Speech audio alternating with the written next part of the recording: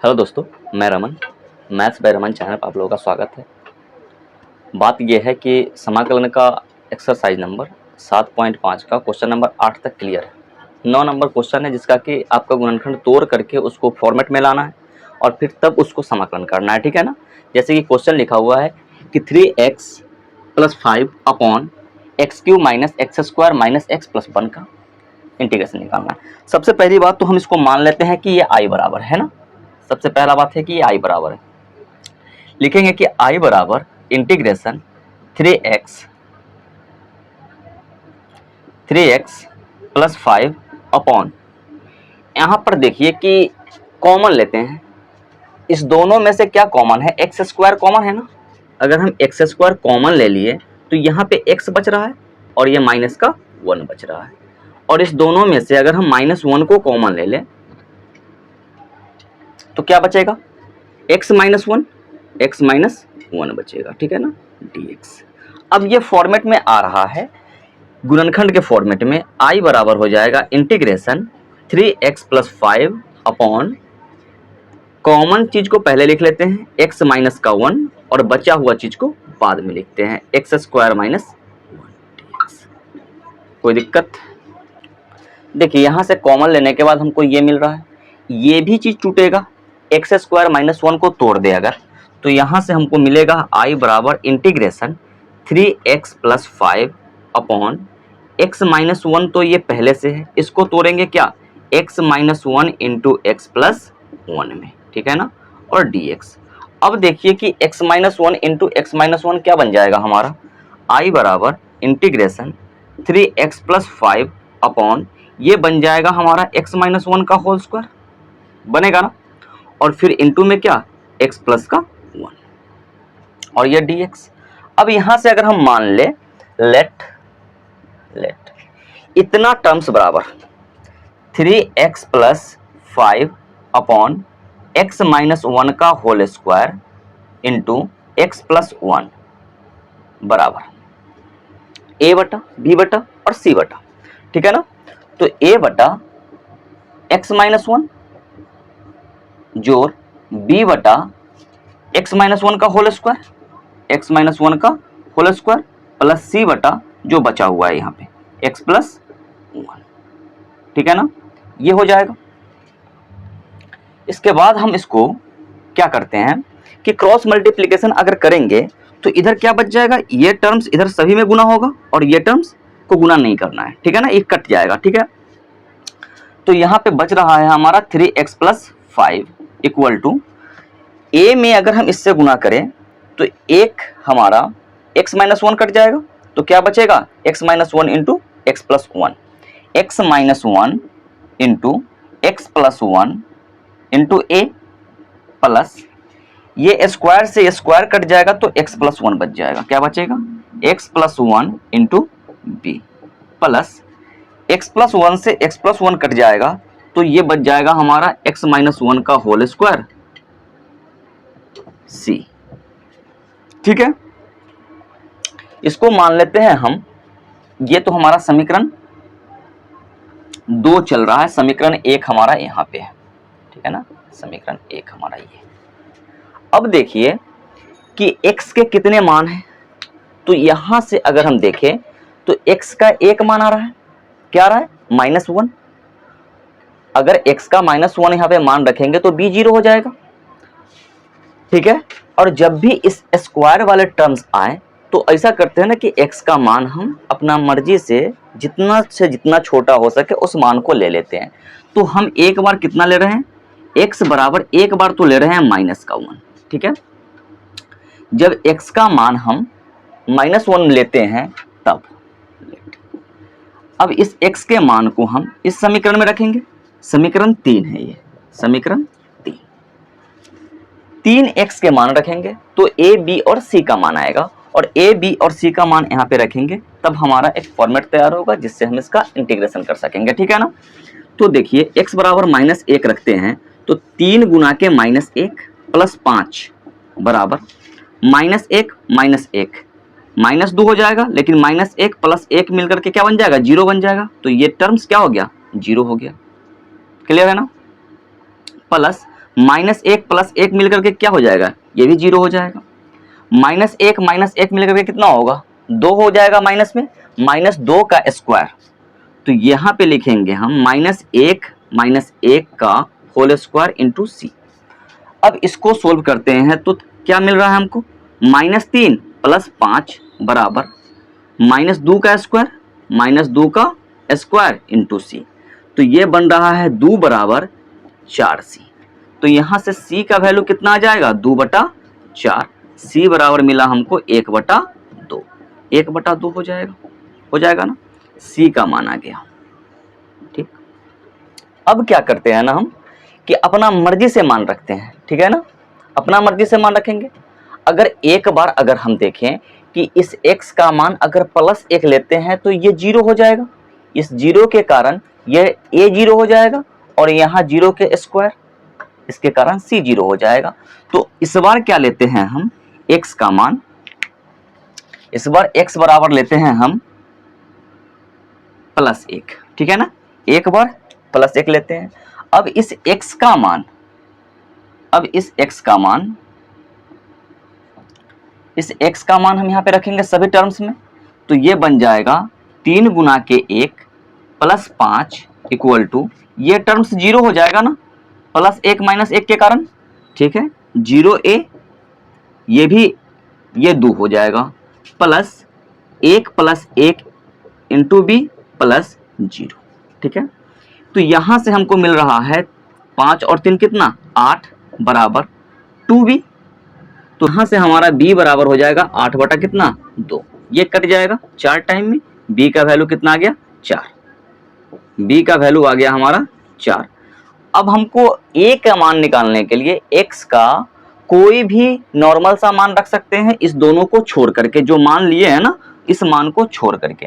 तो इस मान को छोड़ करके इसके नजदीक का संख्या, सबसे छोटी संख्या क्या आता है, 0 आता है। तो x बराबर अब हम 0 लेते हैं, वो अपने मर्जी से लेते हैं, ठीक ना, अपने मर्जी से, कुछ अपना मर्जी से आप कुछ भी ले सकते हो। x का मान अगर 0 लेकर के इस समीकरण में मान रखते हैं तो 3 गुना के 0 प्लस 5 बराबर, यहाँ पे देखिएगा 0 -1 -1, 0 + 1 + 1 + 1 -1 को गुना करेंगे तो -1 आ जाएगा। तो यहाँ से आ रहा है हमारा -a, और ये प्लस b आ रहा है, प्लस b, और ये हमारा -1 का स्क्वायर कितना हो जाएगा, +1, तो ये प्लस c आ रहा है। अब दोनों a, b और c का मान हमको पता है, इस मान को यहाँ पे रख देंगे। तो ये बन रहा है हमारा 5 बराबर -a प्लस b का वैल्यू है 4 और प्लस 1/2। c का मान 5 बराबर हो जाएगा -a प्लस LCM 2, ये बन जाएगा हमारा 8 प्लस का 1, 8 और 1 9। यहां से अगर हम a का मान निकालना चाहे तो 1 चला आएगा इधर, तो 1 अगर इधर आ जाएगा तो पॉजिटिव a हो जाएगा, ठीक है ना, पॉजिटिव a हो जाएगा, और ये +5 उधर जाएगा तो नेगेटिव हो जाएगा। यहाँ पे 9 बटा कितना चल रहा है, 2 चल रहा है, और माइनस का 5। तो a बराबर LCM फिर 2, 9 माइनस का 10, a बराबर आ गया हमारा -1/2। a का मान कितना आ गया, -1/2। अब क्या करते हैं कि इस a b c के मानों को उठा करके हम कहाँ पे रखेंगे, इसमें रखेंगे। तो यहाँ से हमको ये पता चलेगा कि 3x + b अपॉन x - 1 का whole square plus x + 1 into x + 1 का मान आ जाएगा। a का वैल्यू है हमारा -1/2, 1/2 इंटू x - 1 प्लस b का वैल्यू है 4, 4 बटा कितना, x - 1 का होल स्क्वायर, c का वैल्यू है 1/2, 1/2 इंटू x + 1। अब इस मान का हमको इंटीग्रेशन करना है, ठीक है ना। जब तक इसको देखिए अब हम a, b और c का मान समीकरण 3 में रखेंगे। तो यहाँ पे लिखते हैं कि समीकरण 2 से, समीकरण 2 से 2 में रखेंगे मान 2 से। तो यहाँ से हमको क्या मिल रहा है कि 3x + 5 अपॉन, ये बराबर है, ये बराबर है ना, ये तो इसको लिखेंगे x³ - x² -x + 1 बराबर क्या है हमारा, a का वैल्यू कितना आया है, -1/2 ना, -1/2 इंटू एक्स स्क्वायर, ये x minus one plus b का वैल्यू है कितना 4 और 4 के नीचे x माइनस वन का होल स्क्वायर प्लस c का वैल्यू कितना आया है 1/2 इंटू x प्लस 1, ठीक है ना। और ये है हमारा समीकरण नंबर कितना 3। समीकरण नंबर 3 क्या है कि ये हमारा i बराबर था ना, i बराबर था, तो अब इसका इंटीग्रेशन मतलब i बराबर integration 3x plus 5 upon x cube minus x square minus x plus 1 dx equal to integration -1/2 x minus का 1 प्लस 4/x माइनस 1 का होल स्क्वायर, ठीक है, प्लस 1/2 इंटू एक्स प्लस का 1, ठीक है ना, साथ में क्या आ जाएगा dx, ठीक है।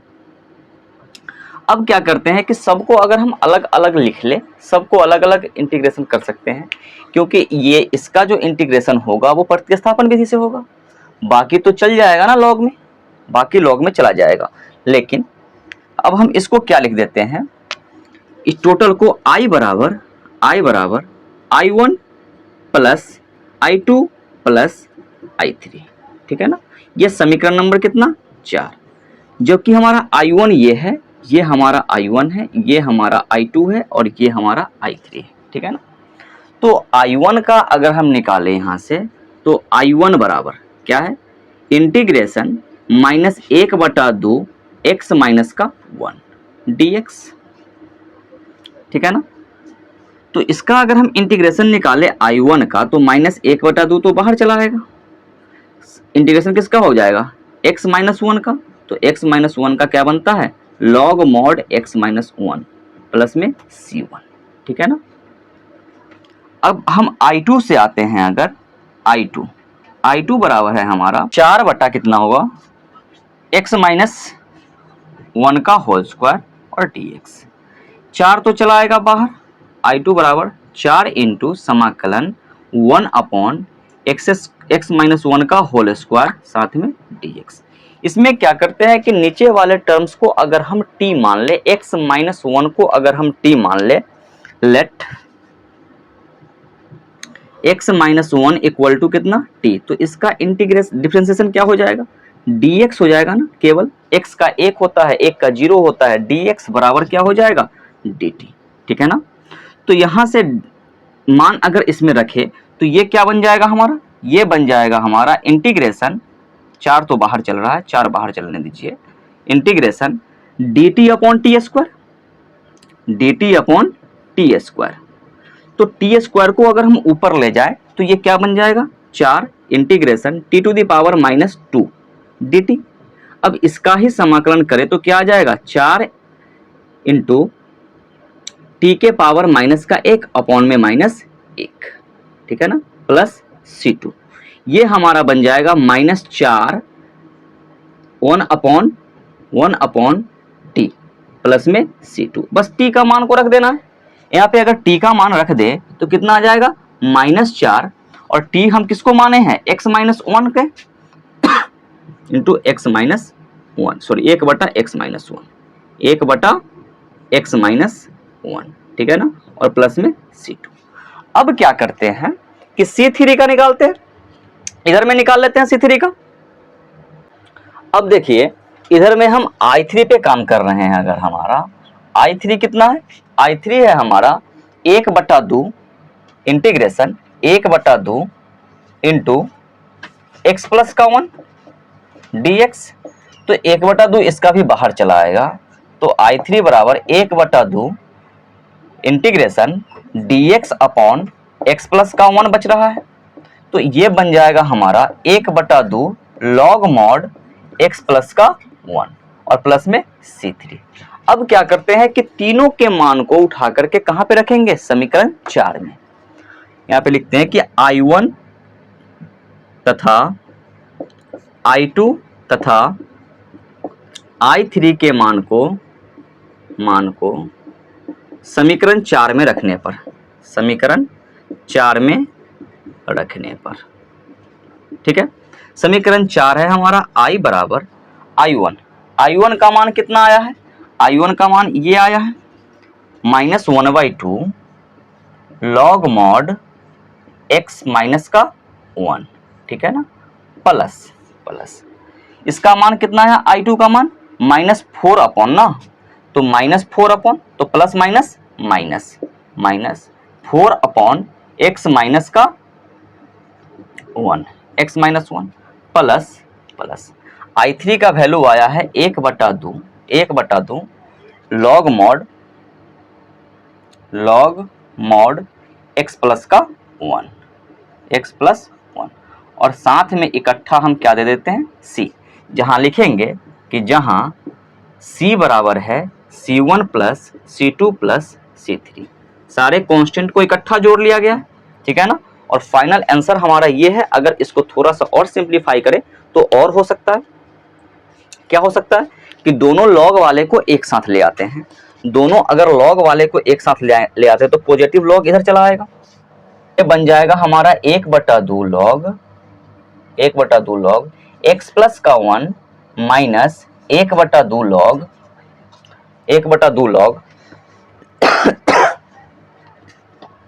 x माइनस का 1 और plus minus 4 upon x minus का 1, ठीक है ना, और प्लस में c।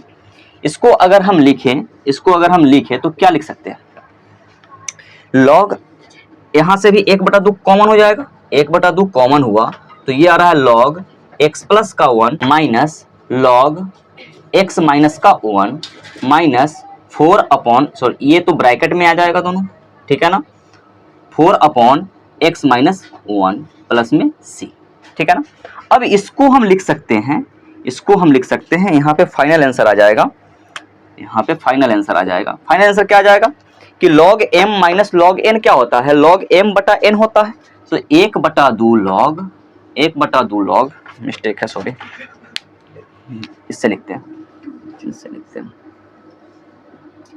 ये बन जाएगा 1/2 log mod x प्लस 1 ऊपर, x माइनस 1 नीचे और माइनस 4 अपॉन x माइनस 1 और प्लस में c। ये हमारा है फाइनल आंसर। यहाँ पर भी अगर आप लिख के छोड़ सकते हैं, कोई दिक्कत नहीं है, मैक्सिमम सिंप्लीफिकेशन करके हम यहाँ तक पहुँच सकते हैं, ठीक है ना, देख लीजिए।